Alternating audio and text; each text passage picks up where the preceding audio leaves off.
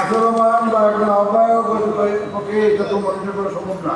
এটা আপনারা যারা ওয়ার্ড লেভেল, ইউনিয়ন লেভেলে আছেন, থানা লেভেলে আছেন, পৌর লেভেলে আছেন, পৌর ওয়ার্ড লেভেলে, আপনারা ভালো বুঝবেন এই জিনিসটা। আমরা যেন সাবধান থাকি। যাই হোক, তো এখন বিএনপি সদস্য হওয়ার জন্য মানুষের অভাব হবে না।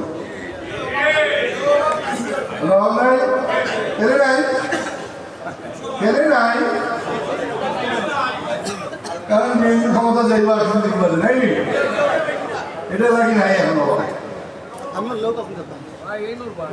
বিরোধীদের থাকতে যদি আমরা মিটিংটা করতাম, অর্ধেক গণভর্তি হইতে, হ্যাঁ অর্ধেক গণভর্তি হইতে।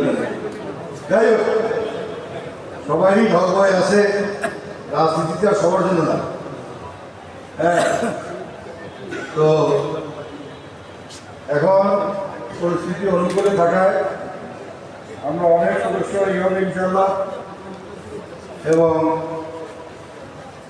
নতুন নেতৃত্বে আগামীতে বিএনপি সরকার যখন আসবে আগামী বছর, এটা নতুন নেতৃত্বে থাকবে, আপনারা তার একটা অংশ থাকবে।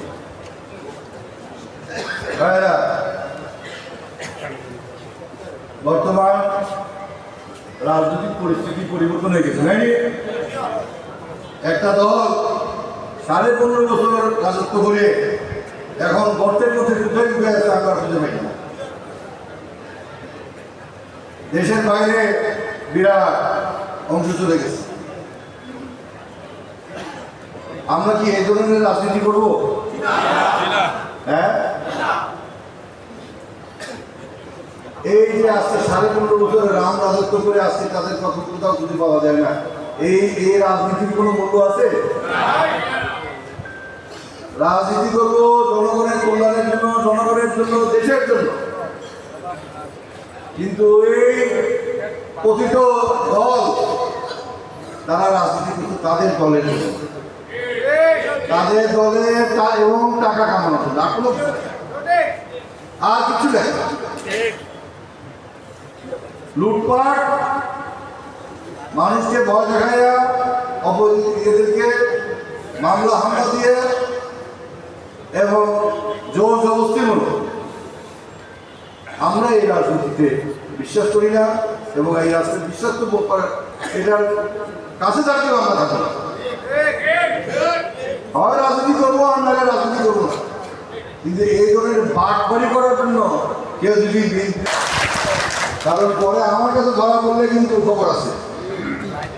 হ্যাঁ, নো বাটবার, 2 নম্বরই আমাদের দলে চলবে। আর আমরা আওয়ামী লীগের মতন বাটবাড়ি রাজনীতি করার জন্য আমরা আমাদের দল না, এটা জন্য মনে থাকবে। কেন বলতে হচ্ছে? কারণ আওয়ামী লীগ একটা, তাদের একটা মানে রাইট নিয়োগ রং নিয়োগ একটা তথাকথিত আদর্শ আছে, তাদের ভুয়া আদর্শ। এটাকে আমাদের